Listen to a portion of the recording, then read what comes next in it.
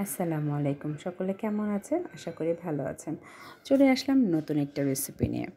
গরুর মাংস তো আমরা সকলেই বিভিন্ন রকমের রান্না করে বিভিন্নভাবে খেয়ে থাকি। তবে আমি গ্যারান্টি দিয়ে বলতে পারি, আমি যা দিয়ে গরুর মাংসটা রান্না করেছি সেভাবে কেউ রান্না করে এখনো অবধি খাননি। আমি আজকে যেটা দিয়ে রান্না করেছি সেটা আর কিছুই না, সেটা হচ্ছে গিয়ে সয়াবিন।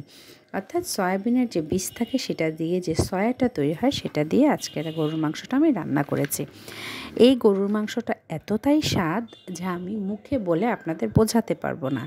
এর স্বাদ অনুভব করতে হলে এটাকে আপনার রান্না করে আপনাদের খেয়ে দেখতে হবে, তবেই এর মজাটা বুঝতে পারবেন। তাহলে চলুন দেখে নেই রেসিপিটা কিভাবে আমি রান্না করেছি, আপনাদের সাথে শেয়ার করছি। প্রথমে আমি গরুর মাংস সব ছোট ছোট টুকরো করে কেটে নিয়েছি এবং এই জিনিসটা রান্না করতে গেলে গরুর মাংস যে চর্বিযুক্ত গরুর মাংস থাকে সেটা নেওয়ার চেষ্টা করবেন এবং গরুর মাংসটা ছোট ছোট রাখারই চেষ্টা করবেন, যেহেতু সয়াবিনটা ছোট ছোট নিলাম। ছোট গরুর মাংস ধুয়ে আমি পরিষ্কার করে নিয়েছি। সয়াবিন আমি পানিতে ভিজিয়ে রেখেছিলাম প্রায় 20 মিনিটের মতো, তারপরে ভালো করে ধুয়ে পানি ঝরিয়ে নিয়েছি। এর মধ্যে দিয়ে দিলাম একটা স্টার মশলা, দিয়ে দিলাম জয়ত্রী, দারুচিনি, লং, সাদা এবং কালো গোলমরিচ, তারপরে দিয়ে দিলাম জয়ফল, মেথি, কিছুটা মেথি, রাঁধুনিটা খুব অল্প পরিমাণে দিবেন কারণ এর স্ট্রং ফ্লেভারটা বেশি থাকে। তারপরে আমি দিয়ে দিলাম লবণ, পরিমাণ মতো আদা এবং রসুন বাটা আমার ছিল না, তাই আমি গোটা রসুনটাই দিয়ে দিয়েছি। তারপর আমি দিয়ে নিলাম পরিমাণ মতো মরিচ, হলুদ এবং ধনিয়া গুঁড়ো।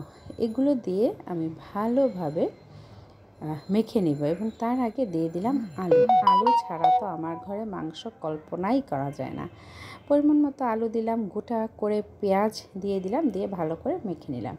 আপনারা নিশ্চয়ই খেয়াল করেছেন আমি কিন্তু মাখার সময় তেল ব্যবহার করিনি, কারণ মাখার সময় তেলটা ব্যবহার করলে হাতে তেলটা লেগে যায়। সেই জন্য আমি আগে ভালো করে মেখে নিয়ে তারপরে আমি সবগুলো প্রেসার কুকারে মাংস, আলু সবগুলো ঢেলে দিয়েছি। ঢেলে দিয়ে আমি তেল দিয়ে তারপরে ভালো করে নেড়ে নিয়েছি।